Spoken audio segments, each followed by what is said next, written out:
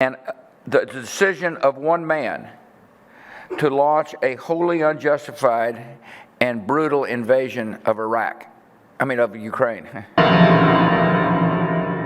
What's going on internationally? How do we get to the place where, Putin decides he's going to just invade Russia? Nothing like this has happened in World War II.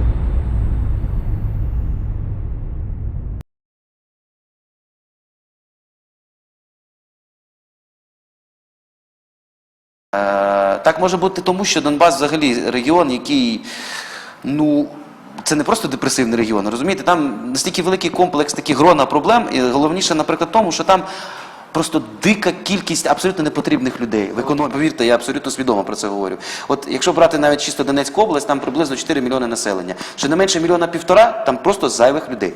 Що хочу сказати, нам не треба розуміти Донбас, нам треба розуміти взагалі український національний інтерес. А Донбас треба просто використати як ресурс.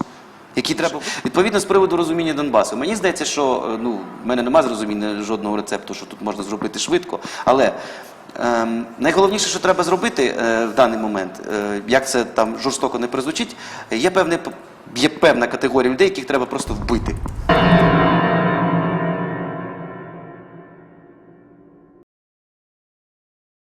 Stay free with me, Russel Brand. If the accepted mainstream narrative is that this war began on, as I think you said, January the 14th. February 24th. Absolutely. That day. That's it. No history before it.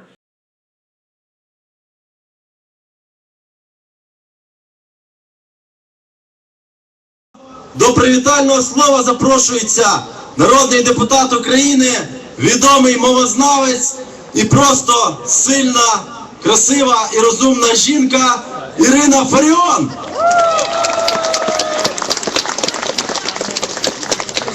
Слава Україні!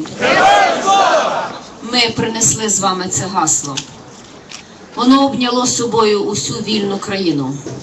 Хоч невільників у нас ще досить. Фарисеї і лицеміри взяли це гасло на свої брудні уста. Будьмо пильні, будьмо нещадні до них. Не вірмо їм ніколи і за жодних обставин. Ця війна була абсолютно неминуча. Цілком закономірна.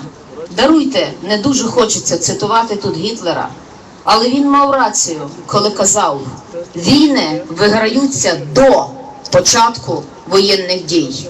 Війни виграють тоді, коли поразки зазнав учитель і коли поразки зазнав священник. Учитель і священник зазнав поразки у Криму, в Луганську і в Донецьку. Там не було української книжки, українського слова, української музики, української ідеї. Тому там сьогодні Путіна чобіт.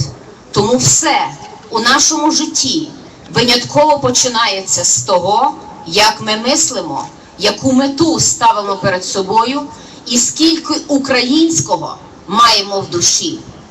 Будьте пильні перед тими, які надівають зараз на себе вишиванки. Бо, можливо, за тими вишиванками вони ховають відсутність своєї української душі. Ми маємо з вами не тільки зовнішній фронт, абсолютно неминучий, фронт Путіна. Ми ніколи не змінимо цього агресора, хіба маємо один шлях – знищити Москву. Задля цього і живемо. Задля цього прийшли в цей світ, аби знищити Москву. Не просто москаля на наших землях, аби знищити цю чорну діру європейської безпеки. Хоч, звісно, нам йдеться передусім про свою безпеку. Проте найбільший ворог не той, що на межі наших з вами кордонів. Найбільший ворог тут, всередині країни, із суфіксами «енко», із суфіксами «уки», «юки», «чуки», із суфіксами «ишин» і «ів». Тут яничари, перевертні, блюдолизи, пристосуванці, опортуністи, компромісники. Бажаю нам всім на тих виборах розстріляти бюлетенем поки що кожного з тих партачів життя. Бо саме ці поки що бюлетенем Саме ці партачі життя говорили про якусь там демократію. Свого часу геніальний Коцюбинський казав: демократія – смішне, романтичне слово. Насправді, нашій державі потрібна сильна, потужна, мілітарна свідомість. І наше з вами завдання оцього ядра українського політикуму, правдивого українського ядра, а не огидної, розманіченої демоліберальної сили. Саме ви є тим ядром, навколо якого має обертатися українська держава. То треба бути лютим до ворога. Тому творцем нового покоління, покоління бандерівців, був геніальний Дмитро Донцов, засновник вольового інтегрального націоналізму. Саме сьогодні в руках кожного з нас має бути націоналізм Донцова.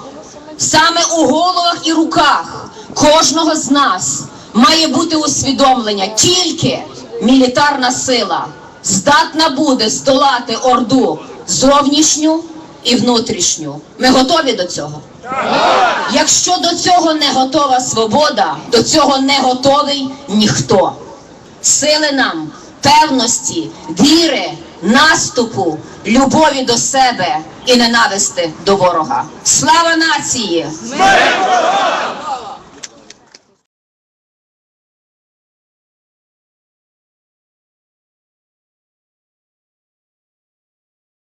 So, like, you're not talking about the 2014 elections, not talking about NATO infringement, not talking about sort of sponsorships and coups that have taken place. Could you give us a bit of insight into an alternative narrative? And could you speak more particularly about the sort of peace deal that potentially could have taken place that Boris Johnson delayed, deferred in his sort of talks with Zelensky? Can you give us an alternative narrative? Absolutely, because there is a real story behind all of this.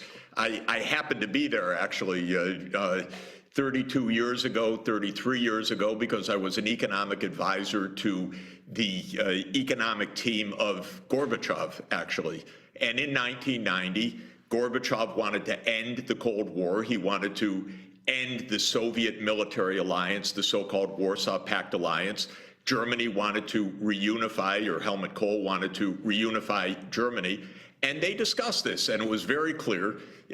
The US and Germany said to Gorbachev, if you dissolve the Warsaw Pact and the Cold War, and Germany reunifies, NATO will not move 1 inch eastward. And that was the basic premise, that we're actually going to get beyond the Cold War. And explicitly, the language is, we're not going to take advantage of your actions. So we're not going to substitute our military power in the places where you pull back. Turned out to be a massive lie. In the mid-1990s, the US started the NATO expansion. Very wise people at that time, and I think the wisest of the era was George Kennan, a great historian, scholar, and diplomat of the time, said this is the beginning of the new Cold War. The warnings went completely unheeded.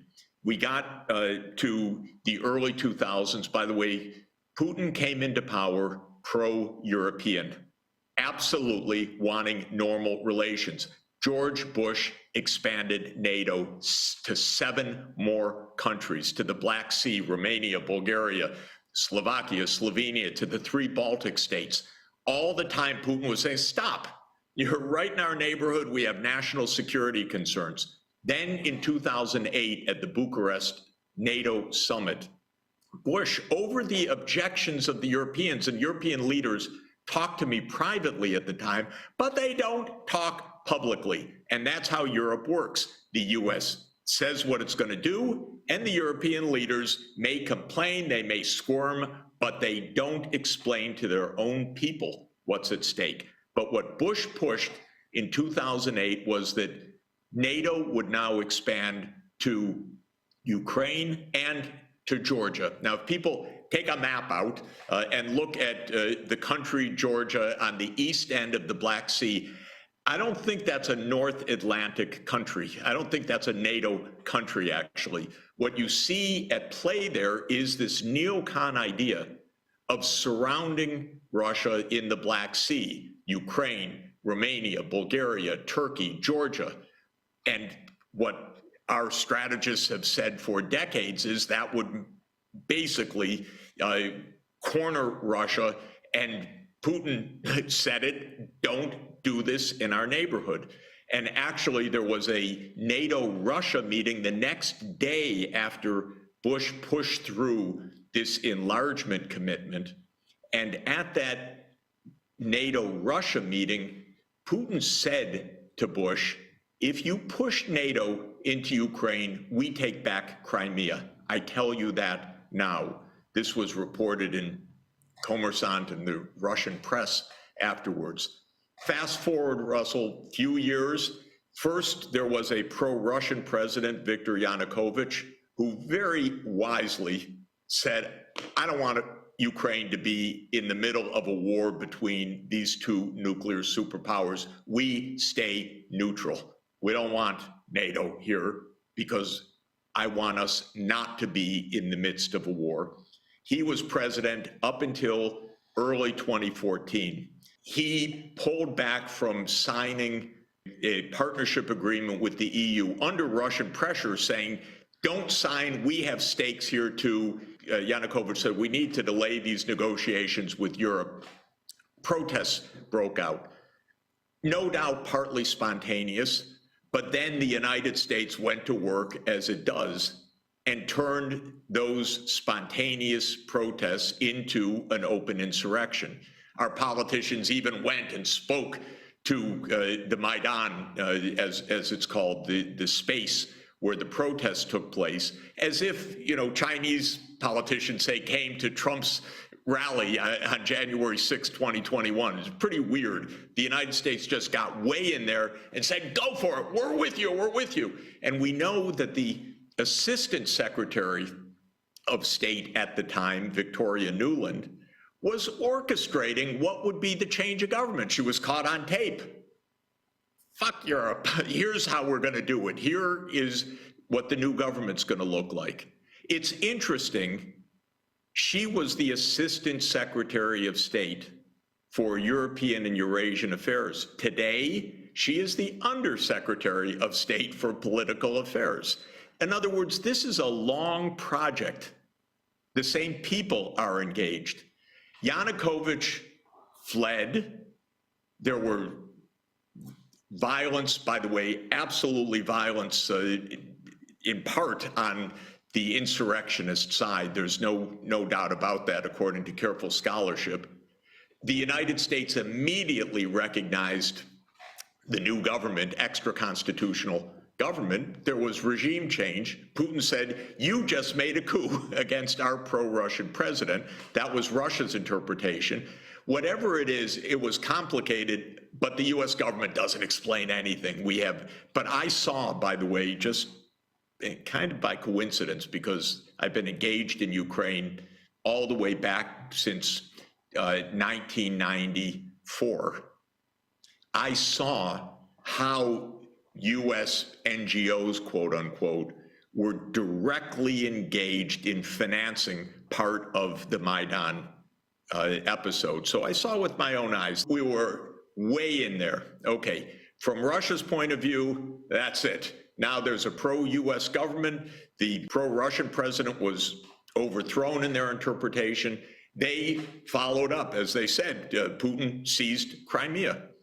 The new government said, we're going for NATO. The US started pouring in billions of dollars of armaments between 2014 and 2021. This war has actually been going on for 8 years. It didn't start even as a hot war in February of this year. It started in 2014. And the war has been going on, the arming has been going on, the idea of turning Ukraine into a NATO country has been going on. Then comes Biden in. Now, again, Trump for me was really psychologically unstable. I never felt safe for a day. I thought, okay, Biden, now something reasonable and rational. But he brought the neocons exactly into the core again. Pretty weird. I think he's lost his political base at home for this because the costs and consequences of this are huge. But the essence of it is that in 2021, Putin said to Biden as new president, stop NATO enlargement. This is our backyard. We will not tolerate NATO in Ukraine, a U.S. military alliance on our 1,000 plus kilometer border. No. And I happened to call the White House late in 2021 just saying, please avoid a war. We don't need NATO there. It's no good to have NATO there. It's no good for the United States to have NATO there. We don't have to be on every piece of this board. Like the game of Risk, I often compare it to. They want bases everywhere in the world, these neocons. We already have them in 85 countries. My God, it's more than enough. We should not have wanted to go to NATO. But Putin said, let's negotiate. I said, you know, the terms are pretty reasonable. Let's figure out how to do this. The White House said, no, it's non-negotiable. Putin invades on February 24th. By mid-March, Zelensky is saying, you know, we could have neutrality. We need guarantees, we need security guarantees, but we could have neutrality. Actually, in mid-March, the Ukrainians put forward a number of terms, handed it to the Russians. The Russian negotiators, I know, I had long discussion about this, sent it to Putin. Putin said, yeah, these are grounds on which we can negotiate. Turkey was the intermediary, incredibly skilled diplomats. One day in the second half of March of this year, the Ukrainian spokesman, the Russian spokesman, and the Turkish spokesman said, we're very close to a deal. They all said it. It wasn't propaganda from one side or another. They all agreed. Then Ukraine walked away from the negotiating table. Pretty damn weird, actually. I thought it was a devastating mistake. It's never been explained. It's never been acknowledged. There are lots of stories that make a lot of sense about how Boris Johnson flew there, never accept neutrality, fight on, we arm you. There are stories about the United States at that time telling them, you don't have to accept any of this, because those were the days when Biden came to the NATO meeting and said, this is going to be a long war, and then spoke in Warsaw and said, that man cannot stay in power. And his Defense Secretary, Lloyd Austin, said just after that, that our aim is to weaken Russia so it can never do this again. In other words, something really went haywire at the moment when negotiations could have been concluded. And now we've been in this for months. It has escalated. At least tens of thousands, possibly hundreds of thousands of Ukrainians have died in the midst of this.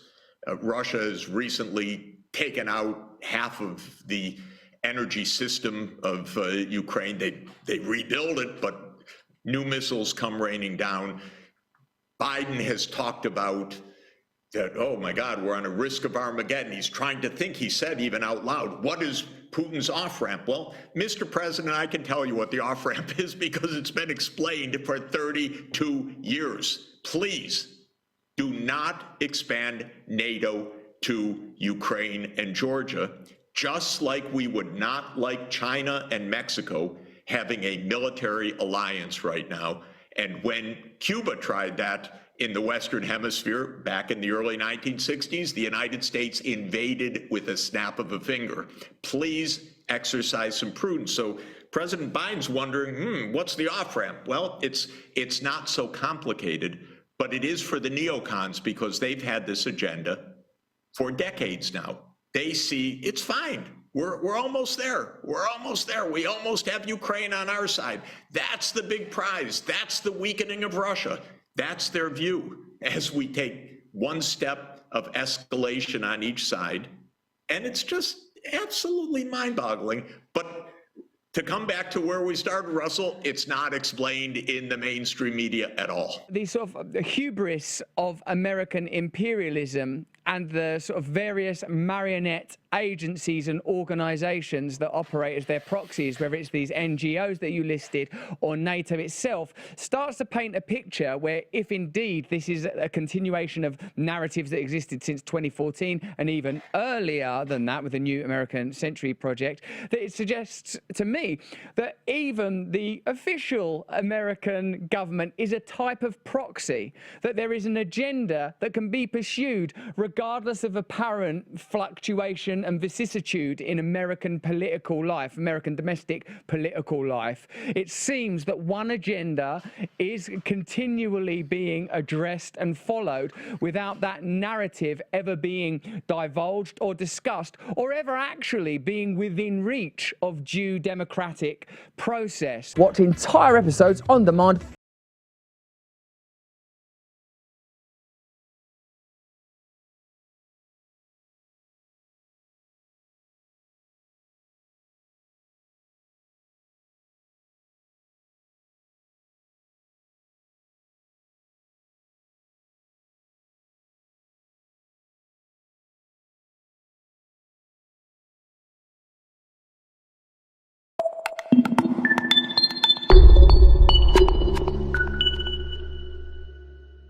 Татьяна Локшина или Локшина?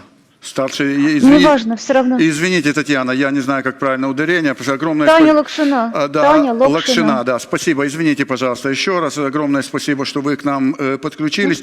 Да, скажите, пожалуйста, как Human Rights Watch и вы лично оцениваете зверство российской военщины и их пособников тут из числа местного населения, которые месяцами издеваются, убивают, воруют людей, взрывают самолеты иностранных авиалиний и вообще... Пожалуй, нет таких военных преступлений, которые бы не были ими совершены здесь. Пожалуйста. Вам, наверное, известно, что несколько недель назад наша международная правозащитная организация Human Rights Watch выпустила документ, в котором квалифицирует происходящее на востоке Украины как внутренний вооруженный конфликт. Что это означает? Извините, что я позволю себе вас перебить. Он не является внутренним вооруженным конфликтом. Он спонсируется и поддерживается правительством Российской Федерации, министром обороны Шойгу и президентом Российской Федерации Владимиром Путиным. И об этом есть совершенно недвусмысленное заявление Красного Креста. То, что вы говорите, является неправдой.